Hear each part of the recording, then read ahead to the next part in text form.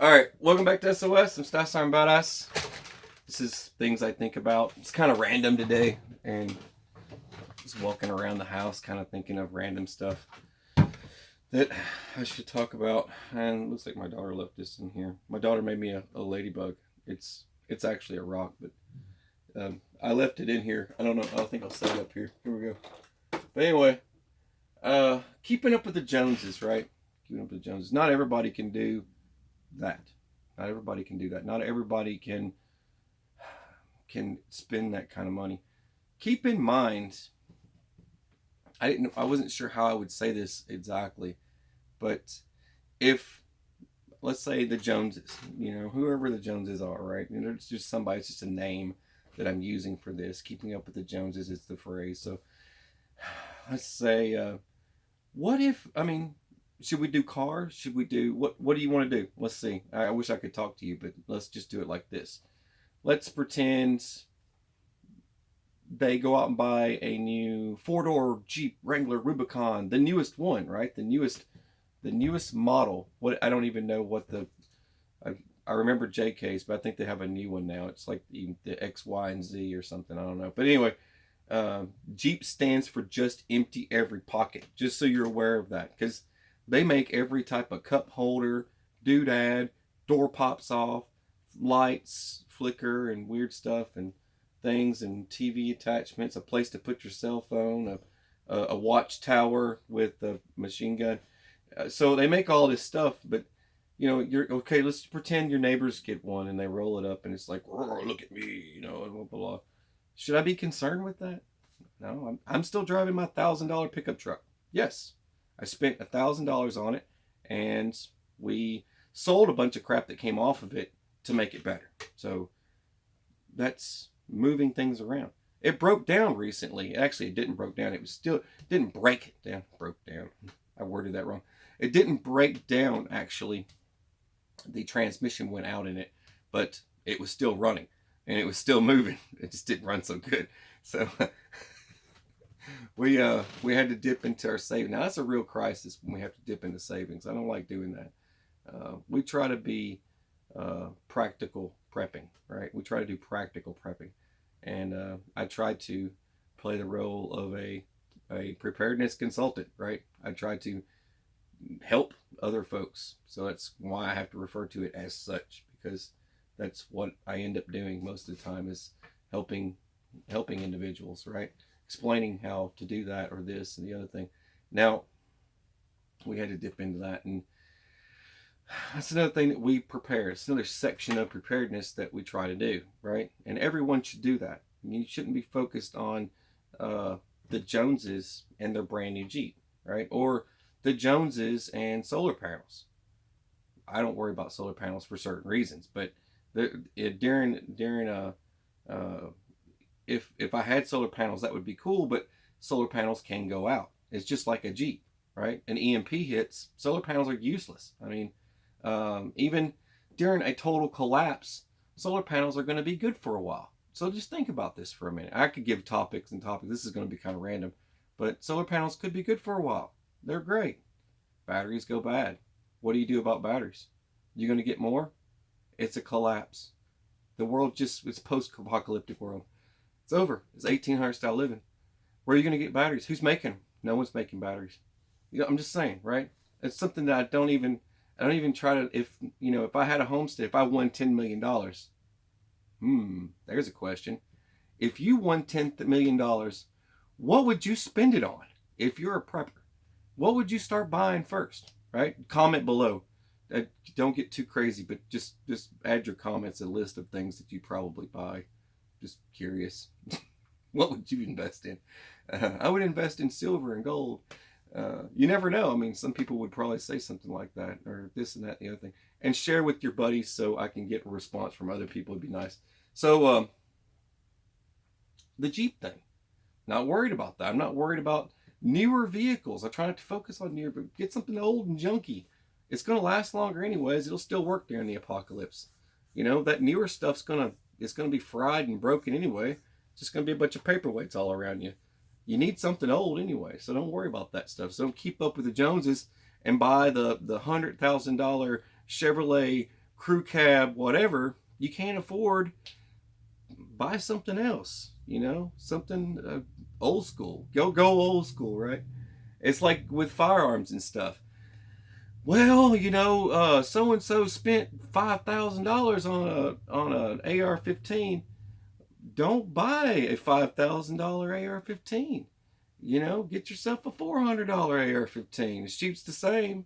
There's not much difference in it. I'm just saying, you don't have to spend all that money, because if you're an individual with skill, you can take a $400 rifle and make it shoot like $1 million rifle. Just saying, there's a big difference, right? It goes, practicalness. Don't keep up with the Joneses. Don't keep up with the Joneses. There's no sense in it. It's just silly. Don't do it. Mountain House and stuff. Like, you got folks out there that'll stock up on Mountain House stuff. That's cool. That is cool, man. I tell you what. And like I said, if I was a millionaire, if I had won $10 million, is that much these days? I don't know. Vehicles and stuff are expensive. And houses and property and all that stuff and land. But if I did, I mean, man, I'd have cupboards full of Mountain House and all that stuff, man. It would get pretty crazy. I'm just saying. But the thing is, I don't have $10 million to go blow my money on all that stuff, or exotic exotic motorcycles that can go off-road and stuff. We still got our really, really old kickstart, right? We still have a very old kickstart dirt bike. This goes into practical prepping, seriously. I mean, when it comes to tools and items, I can't afford a lot of stuff. If I did win $10 million, I'd probably spend it on junk like this, though. All right. Get something like this little 50-pound cross pistol, if I had $10 million, right? I'd end up spending it on stuff like that. Have a whole house full of stuff. I think I would have obstacle courses that I could attack and kill everything in sight. And then definitely have to build an army right off the bat. I'd be like a little kid. I'm telling you, it'd be crazy. But what would you do, right? I would help others, definitely. Yeah, you said that, and then you say this. Of course I would. You guys know me. You guys know me by now. You guys have watched a lot of my videos. I definitely bring people up. Hand up, not a handout, right? Definitely give people a hand up. Help people out for sure. I'd have to start a little village. It'd be a village. We'd call ourselves the village, right? These are my villagers. We call ourselves the village. All the other names have been taken. I can't use those. I guess that's what I would do. But back to it, though. Keeping up with the Joneses, right? Keeping up with the Joneses. Just buckets of rice, man. Big old containers of water. You could do it. You can do it, and it's not that expensive. $5 on a bucket. Get yourself some rice. You spend like what, $20? $20 rice. Then Mylar bags. I get them in bulk, and I just do the regular Mylar bags now. I use the iron for them now. That's the way I do it. But Mylar bags, you don't even have to use a Mylar bag for the most part. But this stuff's affordable, okay? There's possibilities of you being able to make it without spending outrageous amounts of money on all this stuff. You don't need exactly what they have. You don't need the homestead that they have. You don't need. If I was a millionaire, I'd blow this pop stand. I would definitely. I'd move on up into another. It would be a prepper homestead paradise. I guarantee you. Would it be a bunker? Of course, I would have a bunker underneath my homestead, right? With the helicopter, right? Those pictures, it's like the apocalyptic pictures of stuff. We focus too much on other people, right?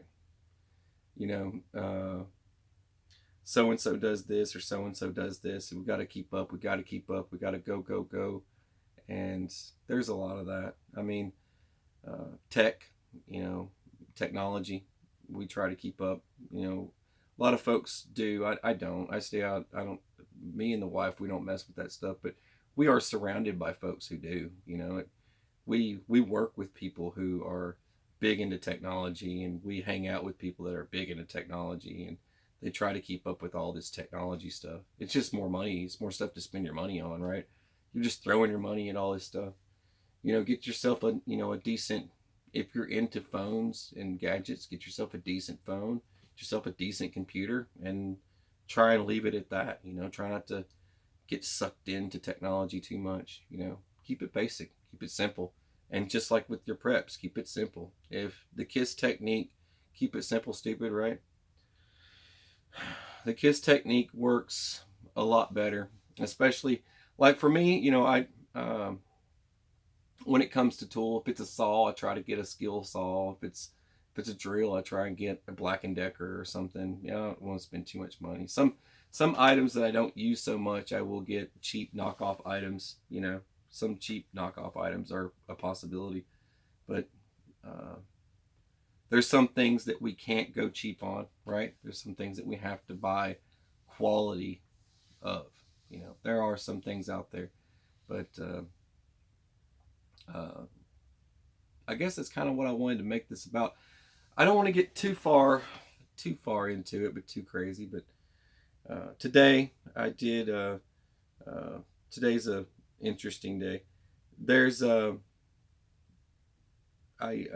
challenge of mine. I wanted to see if I could still run 3 miles, so I did, and it was a challenge of mine. I did it in 30 minutes.